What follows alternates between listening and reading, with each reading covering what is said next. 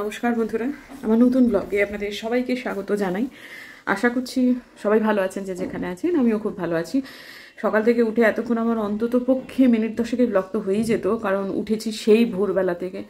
এখনও পর্যন্ত আমি ক্যামেরাটা হাতেও ধরতে পারলাম না, কারণ আমি এখন বোধহয় খুব একটা প্রো ব্লগার হয়ে উঠতে পারিনি। আমি জানি যে কোন কোন জিনিসে মানুষের ভিউজ বেশি আসে, কিন্তু সেই সব জিনিস যখন বাস্তবে আমার সাথে ঘটে, আমি ক্যামেরা নেওয়ার কথা মনেই থাকে না। সত্যি কথা, ভাবতেই পারি না এখনও পর্যন্ত, সেটাই আমার কাছে আছে। তো যাই হোক, ঈশ্বর করুন যেন এরকম মন মানসিকতাই থাকে। সব কিছু শোকেস করা যায় না, এই আর কি। আমি কালকে রাত্রেবেলায়, এটা কাকতালীয়ভাবেই হয়েছে আমার সাথে, যে কালকে রাত্রেবেলা অনেক দিন বাদে আমার এক ভাই, সে দিনহাটায় থাকতো এককালে, এখন চাকুরি সূত্রে অন্য জায়গায় থাকে। তো সে আবার খুব পশুপ্রেমী মানুষ। শুধু পশুপ্রেম নয়, মানে তার যথার্থ অর্থে প্রেম। তার বাড়িতে 2টি পোষ্য রয়েছে, কিন্তু তার চতুর্দিকে ঘুরে বেড়ানোর কাজ আর কি। কিন্তু আপাতত সে চাকুরি সূত্রে দক্ষিণবঙ্গে থাকে। মানে কাজ মানে কি, সে নিজে নিজেই কাজটা স্বেচ্ছাসেবকের মতো করে নিয়েছে। তো সে কালকে একটা বিশেষ কারণে আর কি ফোন করেছিল। তা মূলত কাজটা বুধিবাবুর সাথেই ছিল। তা যাই হোক, সেই ভদ্রলোক তখন সেই মুহূর্তে অন্য একটা কাজ করছিলেন, তখন সেই জন্য সে না পেয়ে আমাকে ফোন করেছিল। তো যাই হোক, তারপরে তার সাথে খানিক কথাবার্তা হচ্ছিল। হওয়ার পর সে আমাকে এটুকুই বললো যে আমাদের এখন না কাজটা খুব বেড়েছে, কারণ এখন তো বাংলা মাসের ভাদ্র মাস। তো অন্যভাবে কেউ নেবেন না, এটা যেটা প্রকৃতির নিয়ম সেই অনুযায়ী এই সময়টাতে কুকুরদের মিটিং টাইম হয়, এবং মহিলা কুকুররা এই সময়টাতে প্রচণ্ড পরিমাণে অসুবিধার মধ্যে থাকে, এবং ওদের ক্ষতবিক্ষত হয়ে যাওয়ার সম্ভাবনা খুব বেশি থাকে। এবং ওরা, মানে যারা ওই রেস্কিউ করে, ডগ রেস্কিউ করে, তাদের রাত জেগে তাদেরকে রেস্কিউ করতে হয়। বিভিন্ন জায়গা থেকে খবর টবর আসে, বলছে যে এই সময়টাতে যারা রেস্কিউ করে, মোটামুটি একটু নাম টাম করেছে, তাদের নাওয়া খাওয়ার সময় থাকে না। সে রাত জেগে জেগে বলছে, ভোরবেলাতে যেন আমাদের পাওয়া যায় না, আমরা অনেক রাত জেগে করবো কাজ। আজকেও যেমন সে বলছে যে আমার কাছে একটা ফোন এসেছিল, আমি বেরোবো, তো একটু খাওয়ার জন্য বাড়িতে আছি, তো বৌদিদের সাথে একটু কথা বলবো। তো ইতিমধ্যে আমার সাথে কথা বলতে বলতে বোম্বাদার কাজটা হয়ে গেল। তার বোম্বাদা ফোনটা নিয়ে নিল, বোম্বাদার কথা বলতে শুরু করলো। এবং কালকে রাত্রেবেলায় ঠিক সেই জিনিসটা হয়েছে পাশের ফ্ল্যাটটায়। কখন খোলাবে, মানে যেটা আমাদের ফ্ল্যাট আর কি, কমন বাউন্ডারি বলতো, 3-4টি পুরুষ কুকুর একটি মহিলা কুকুরকে ধরেছে। বিশ্বাস করবে না বন্ধুরা, আমাদের জগৎ তো আমরা জানি, মানুষের একটা জগৎ আছে, কুকুরদেরও একটা জগৎ আছে। ওরা যে কি পরিমাণ একটা মহিলা কুকুরকে 3-4টে পুরুষ কুকুর মিলে অত্যাচার করে, এবং এই সময়টা ওরা কি হিংস্র হয়ে যায়, বাপরে। এবং কুকুরটার পা ভেঙে না কোমর ভেঙে রাত্রেবেলায় ফেলে রেখে দিয়েছে। অনেকগুলো কুকুরের হই হই হই হই জানতে পারছিলাম ওপর থেকে, ফ্ল্যাট থেকে ওরা সব তাড়ানোর চেষ্টা করছিল, ভয়ও পাচ্ছিল। তো আমি শিলিগুড়িতে এরকম একজনকেই চিনি, তাও আমার খুব যে একটা তার সাথে মানে খুব ঘনিষ্ঠ পরিচিত রয়েছে সে তেমন নয়। অত রাত্রেবেলায় আমার ফোন করতে একটু দ্বিধাবোধ হলো, কিন্তু তারপরে যা হোক আমরাও ঘুমিয়ে পড়েছি। ভোরবেলাতে মুম্বাদা বেরোবে বন্ধুরা, কুকুরটা কি কাঁদছে আর তো চিৎকার করছে। তো তারপরে ফ্ল্যাটটার থেকে ওরাও সবাই নেমে এলো, ভোর কিন্তু তখন। তারপরে যা হোক, আমি ফেসবুকেতে না পেয়ে একটা পোস্ট দিলাম।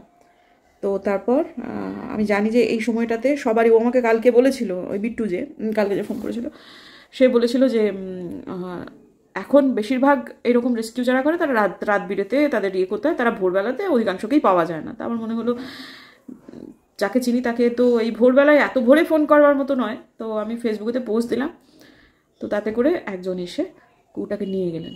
যতক্ষণ না পর্যন্ত নিয়ে গেছে ততক্ষণ পর্যন্ত শান্তি আর পাচ্ছি না। মানে কুকুরদের মধ্যেও ধর্ষণ হয়, বিভৎস হয়, হাত পা ভেঙে কামড়ে হাঁচড়ে ছিঁড়ে একাকার করে রেখে যায়। এই যে যেটা সেটা পেছন দিকে একটা পা ভেঙে দিয়েছে, এটুকু বোঝা গেল। বাকিটা ডাক্তারের কাছে গিয়ে তারা বুঝতে পারবে, সেটা বুঝতে পারলাম।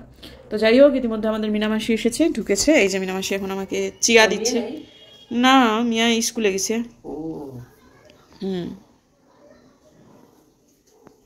মিয়ার চাটা ঢেকে রাখো। আবার কন্যাকে স্কুলে পাঠানো, সেসবগুলোও করেছি ওরই মাঝখানটায়। বাপরে বাপ, মানে ওই আর তো চিৎকারে ক্যামেরা অন করে কথা বলা আমাকে অসম্ভব ব্যাপার, অসম্ভব। নিয়ে গেল শান্তি। সত্যি কয়েকদিন আগে আলপনাদি বাড়ি ক্লিনিংয়ের জন্য গোটা একদিন আসেননি, কিন্তু আজকে আধখানা বেলা এসেছিলেন। এসে শুধু রান্নাটুকু করে দিয়ে চলে গেছে।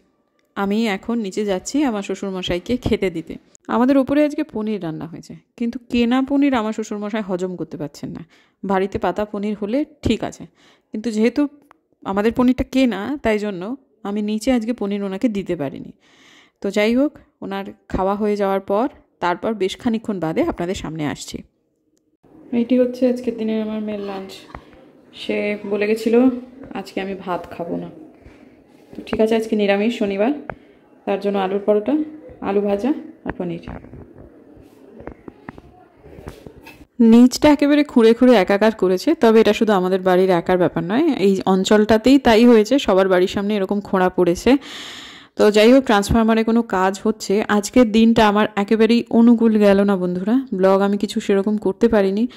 অদ্ভুত একটা মন খারাপের চাদর আমার সারাদিন ধরে কুয়াশার মতো আমাকে ঘিরেছিল, কারণে নিশ্চয়। তো যার ফলে আজকের দিনটা আমি সেরকম ব্লগ করেই উঠতে পারলাম না। যেদিন শরীর সম্পূর্ণ অচল হয় সেদিন ব্লগ করা যায় না, যেদিন মন ততোধিক অচল হয় সেদিন আরোই ব্লগ করা যায় না। আজকে আমি বিশেষ কারণে, বিশেষত একটা কারণে মানসিকভাবে খুব অসুবিধায় আছি আমার, যার ফলে আজকে একদমই ব্লগ করা হচ্ছে না। আমি করছি না, সত্যি কথা, করলেই করা যায়। জীবন যে খুব দ্রুতগতিতে চলছে তা না, থেমে থেমেই হাঁটছে। বলছিলাম যে জন্য ভাবলাম একটু ক্যামেরাটা অন করি, সেটা হচ্ছে যে সবটুকু তো ক্যামেরার মাধ্যমে বলা যাবে না বা ব্লগের মাধ্যমে সম্ভব নয়। যে ঘটনাটা যেটা হয়েছে, তারপরে আমি যে ফেসবুক পোস্টটা দিয়েছিলাম সেটা কিন্তু আমি আর ডিলিট করে দিয়েছি, কারণ সমাধান হয়ে গেছে যখন, বহু মানুষ শেয়ার করতে শুরু করে দিয়েছিলেন, বহু শেয়ার হয়েছিল। হয়ে যাওয়ার পরে আরও যারা ডগ রেস্কিউ করে তারা হয়তো বা ছুটে ছুটে আসতো, এসে দেখতো যে ব্যাপারটা হয়ে গেছে, এত শেয়ার হয়ে গেলে আর কি যেটা হয়, তাদের তো বিব্রত করা হতো। সেই জন্যই আমি পোস্টটা ডিলিট করে দিয়েছি। আর আমার প্রফেশনাল মোড অন করা আছে ফেসবুকে, কাজেই এটা থাকুক। এইগুলো নিয়ে ইনকাম করাটা খুব একটা যে আমার ভালো মনে হচ্ছিল আজকে ডেটে দাঁড়িয়ে তা না। মন মানসিকতার আমার পরবর্তীকালে বদল ঘটতেও পারে। যারা করছেন সেটা ভুল একদমই বলবো না, এটা সম্পূর্ণ আমার ব্যক্তিগত মতামত। কাউকে কোনো রকম আঘাত আমি করিনি, করতে চাইও নি। আমি তো গ্রামেই বড় হয়েছি ছোটবেলা থেকে, এই সময়গুলো দেখেছি, ঠিক আছে। ওদের গর্ভধারণের সময়টা তো 2 মাস, শরতের শুরুতে যে মিটিং টাইম হয় আর এদের বাচ্চা মতো হয় যে হেমন্তের একদম শুরুর দিকটা, মানে নভেম্বর ডিসেম্বর মাসে, তখন দেখেছি চিরকাল আমার জ্ঞান হতো যে পিল পিল পিল পিল করে ছোটো ছোটো ছোটো ছোটো বাচ্চা জন্মায়, রাস্তায় ঘাটে গুড় গুড় করে ঘুরে বেড়ায়, কি মিষ্টি দেখতে লাগে।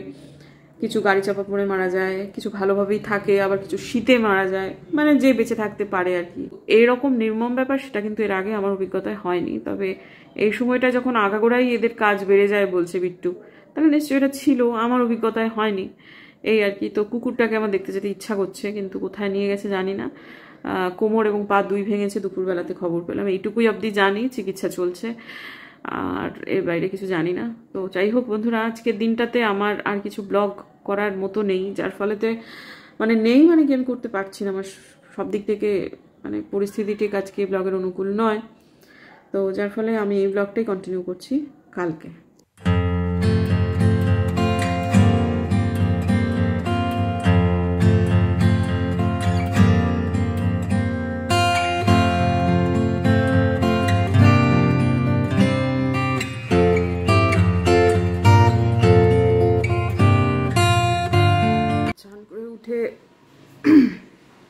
গোপাল তুলতে অনেক সময় দেরি হয়ে যাচ্ছিলো, পরপর কয়েকটা দিন। আজকে সেজন্য একদম সকালবেলায় সমস্ত কিছু জামা কাপড় ছেড়ে গোপাল তুলে ফেলেছি, আর জামা কাপড় কালকে কিচ্ছু পরিষ্কার করতে পারিনি।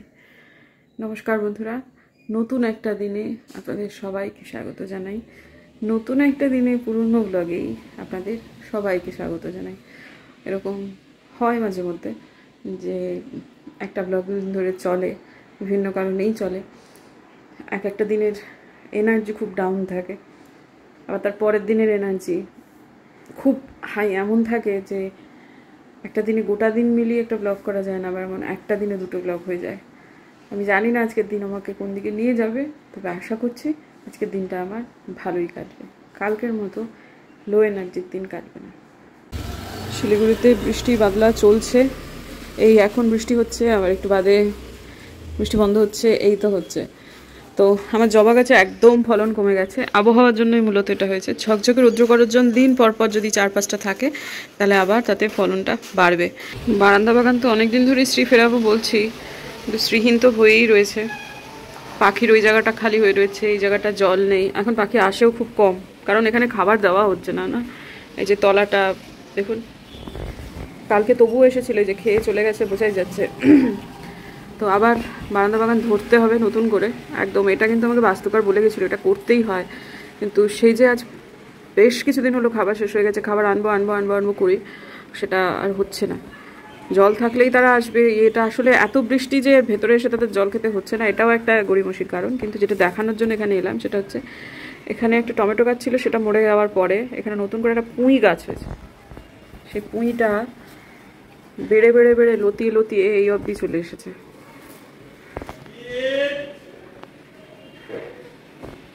আজকে আমাদের জলখাবার হয়েছে চিড়ের পোলাও, আলপনা দিয়ে এসে বানিয়েছে। কিন্তু চিড়ের পোলাও আলপনা দিয়ে অন্যদিন অনেক ভালো বানায়, আজকে একদমই ঠিক হয়নি। ওপর দিয়ে চিনিটা ছড়িয়ে দিয়েছে, মানে চিনি যেটা দিতে হয়, মানে আমাদের উপরে যেরকম আমরা চিনি খাই সে আন্দাজে অনেক বেশি দিয়েছে, এবং চিনিগুলো গলেনি। শুধু তাই না, জমাট বেঁধে গেছে, যার ফলেতে আমি মানে কি বলবো, ঠিক আছে তাও দিয়েছে, সুতরাং খেতে তো হবেই, জিনিসটা তো নষ্ট করা যাবে না। এদিকে আমার হাজব্যান্ড খুব রাগারাগি করছে, পাশ থেকে আমি শব্দ শুনতে পাচ্ছি।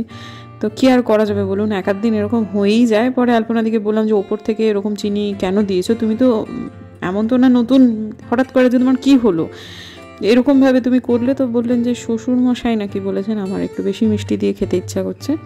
ওর যেটা ভুল হয়েছে সেটা হচ্ছে আলাদা করে আমাদেরটা তুলে রাখার পর তবে যদি দিল তাহলে হয়তো ভালো হতো। তো যাই হোক, ঠিক আছে। এখন এই যে পাশ থেকে সব চেঁচামেচি সব আওয়াজ হচ্ছে, আমি সেই জন্য মানে খুব রাগারাগি করছে। বোম্বা দাদা খাওয়ার ব্যাপারে ওর রুটিনের বাইরে কিছু একটা হলেও ভীষণ খেপে যায়। আজকে এখনও যেমন ও ভীষণ ভীষণ রাগারাগি করছে। আমি বলছি আচ্ছা এবার থামো, হয়ে গেছে খায় তো নিয়ে, মানে যাই হোক। তারপর ওকে আবার আমি করে দিলাম হচ্ছে ম্যাগি, মানে চটপট খিদে পেয়ে গেছিলো, অথচ ওটা খাবে না। তো ঠিক আছে, এখন এই যে দেখুন আমরা ভিজিয়েছি কালকে রাত্রেবেলাতে হচ্ছে হেনা। তো এটা লোহার কড়াই, কি আর করা যাবে, একটা ছোট্ট কড়াই কিনতে হবে আমাকে। এটাতেই মাঝে মাঝে রান্না হয়, আবার এটাতেই হয় হচ্ছে মাঝে মাঝে হেনা টেনা ভেজাই। যদিও হেনা জিনিসটা মন্দ কিছু না, কিন্তু তবুও ওটা আলাদা একটা পাত্র লাগে। তো আজকে হচ্ছে চিলি চিকেন, আর অবশ্যই ফ্রাইড রাইস। আমার শ্বশুরমশাই খাবেন বলেছেন, বোম্বা দাদা একটু আপত্তি করছিল। তারপরে আমি অনুরোধ করেছি যে দেখো এরকম করো না, তবে আমি এটা কথা দিয়েছি যে আমি খুব অল্প স্পাইসে করে দেবো। তো কিন্তু সাদা তেলটা দিতে হবে, ঠিক আছে, আর কি করা যাবে। আর ঠিক আছে, আমার হাজব্যান্ড রাজি হয়েছেন অল্প স্পাইসের কথা বলে, মানে chilli sauce, soy sauce, tomato sauce এগুলো একটু অল্প অল্প করেই দেবো। তো এখন এই হেনা করতে দেওয়ার আগে মেয়েটার মাথায় একটু তেল দিয়ে দিই, তেল দিয়ে তারপর আমিও হেনা করব, টুপুরও হেনা করবে। এখন যে হেনাটা আমি করছি সেটা নূপুরের হেনা। এটাতে মানে আমার যেটা হয় যে হালকা সাইড দিয়ে যে কটা চুল পাকা হয়েছে সেগুলো একটু রং হয়, কিন্তু টুপুরের চুলে কিন্তু রঙের কোনো পরিবর্তন হয় না। যদিও টুপুরের চুল কিন্তু পেটের থেকেই একটু লালচে, আমার চুলও তাই। আমি কোনোদিনও কালো চুলের অধিকারিণী ছিলাম না, আমার চুলটা একটু ওই হালকা বাদামি ধরনের আর কি। টুপুরেরও চুলের ধারা কিন্তু একদম আমার মতোই। তো কাজেই যাই হোক, হেনা দেওয়ার জন্য ওর চুলে কোনো রঙের পরিবর্তন হয় না। তো এখন এই যে কেবলমাত্র মেয়ের মাথায় একটু তেল দিয়ে নিচ্ছি, আমি নিজের মাথাতেও দিয়ে নিয়েছি। নেওয়ার পর তারপরে প্রথমে নিজে হেনাটা করব, তারপর ওকে করে দেবো। তাড়াতাড়ি করে কাজ গোটানোর চেষ্টায় আছি, কারণ আমার শ্বশুরমশাইকে নির্দিষ্ট সময়ে খেতে দিতে হবে।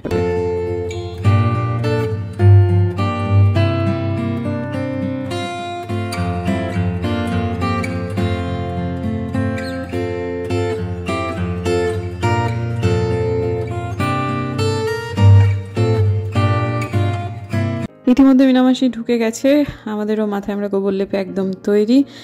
তো যাই হোক, আমার শ্বশুরমশাইকে খেতে দিতে হবে, সেই জন্য চিলি চিকেনটা যথাসময়ে রান্না করতে হবে। ইতিমধ্যে বাড়িতে চলছে দুঃখযোগ্য, যা হয়ে থাকে বাড়িতে প্রয়োজনের অতিরিক্ত যে জিনিসই থাকবে সেই জিনিসের ভিড়ে আপনি আসল জিনিস খুঁজে পাবেন না।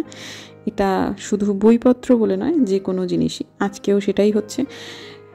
এর আগে পরশু দিনেও একই জিনিস হয়েছে। আমার হাজব্যান্ড কোনো জিনিস নিজের গুছিয়ে রাখে না, আর আমি সমস্ত কিছু গুছিয়ে রাখাতে কিছু কিছু জিনিস অনেক সময় খুঁজে পাওয়া যাচ্ছিল না শেষ পর্যন্ত। আজকে তিনি যেটা খুঁজছিলেন, আমি বলেছি যে আজকে তুমি অন্যদের দিয়ে খোঁজাও, আজকে তোমাকে আর সাহায্য করতে আমি পারছি না। তাই জন্য সে আলপনা দিয়ে শরণাপন্ন হয়েছে এবং জিনিসটা পাওয়া গেছে, এবং কানে এটুকু জল ঢুকেছে যে এত জিনিসপত্র জমিয়ে রাখলে কাজের জিনিস খুঁজে পাওয়া যাবে না। আজকে হচ্ছে মিনামাসির চিলি চিকেনের হাতে খড়ি।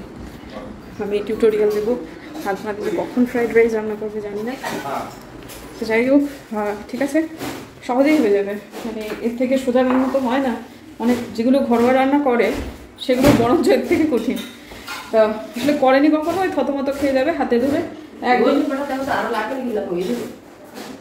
না একটু লাগবে, অতটা মাংস তো বুঝতে পারছো তো, অনেকটা মাংস। আমি এর আগে যে সমস্ত জিনিসপত্র ফেলে দিয়েছিলাম সেগুলো হাতে ধরলে ঝুলে যাচ্ছিল, খুলে যাচ্ছিল, পাতাগুলো সব ভেঙে যাচ্ছিল, সেই রকম অবস্থায় ফেলে দিয়েছি। কিছু করার ছিল না সেগুলো। কিন্তু অন্যান্য অনেক জিনিসই আছে যেগুলো কিন্তু আমি রেখে দিয়েছি। এই যে দেখুন, সে আসল তার জিনিসপত্র কিন্তু সে গুছিয়ে রাখে না, তাকে জিজ্ঞেস করলে সেই সময় সে খুব একটা কোঅপারেটও করে না। তো এইবারে সে ব্যাটা বুঝেছে যে গুছিয়ে রাখতে হবে জিনিসপত্র, তো করুক। একটু নিজে না করলে না, কানে কোনোভাবেই তার জল ঢোকানো যাচ্ছিল না। তো যাই হোক, ঠিক আছে, এখন আপাতত সে জিনিসটা পেয়েছে। আমি কিন্তু কোনো কিছু মানে তার প্রয়োজনের জিনিসপত্র ফেলে দেব সেটা তো হতে পারে না। সঠিক সময়ে সে আমাকে কোঅপারেট করবে না, তারপর সে চাইবে যে তার হয়ে কাজটা আমি করে দিই, সেটা হবে না।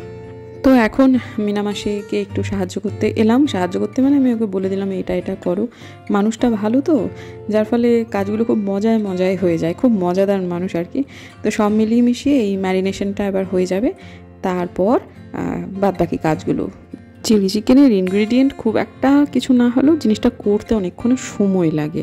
আমার শ্বশুরমশাই একটা নির্দিষ্ট সময়ে খাওয়া মানুষ তো, ওনাকে নির্দিষ্ট সময়ের মধ্যে দিতে হবে, সেই জন্যই একটু তাড়াহুড়োতে আছি। তো বন্ধুরা, একেবারে রান্না শেষ হয়ে আমার শ্বশুরমশাইকে খেতে দেওয়াটা সেটা দুপুরের মধ্যভাগ হয়ে যাবে। আমি অতক্ষণ পর্যন্ত আজকের দিনের ব্লগটাকে টানতে চাইছি না। ইতিমধ্যে একটা পজিটিভ জিনিস হয়েছে, আমার বর ভদ্রলোক তার কাঙ্ক্ষিত জিনিস খুঁজে পেয়েছেন, তিনি খুব আনন্দিত। চলুন ক্যামেরাটা তার কাছে নিয়ে যাই। কি খবর? কি আর খবর, পেয়েছো খুঁজে? বাবু এনে ফেলা ফেলা ফেলা, ওগুলো ফেলা। আমি এখন ফেলানি খান হয়েছি, বুঝেছিস তো, সব ফেলা তোর। মামা জিনিস খুঁজে পেয়েছে। হ্যাঁ, উল্লাস। তুই চুনগাম খাবি? চুনগাম আমাকে তো দিলে না। তুমি না, তোমার না খাওয়াই ভালো। এটা 5 স্টার খা। এটা আমি একে যার দাঁত নেই তাকে দিই বাদাম চাক।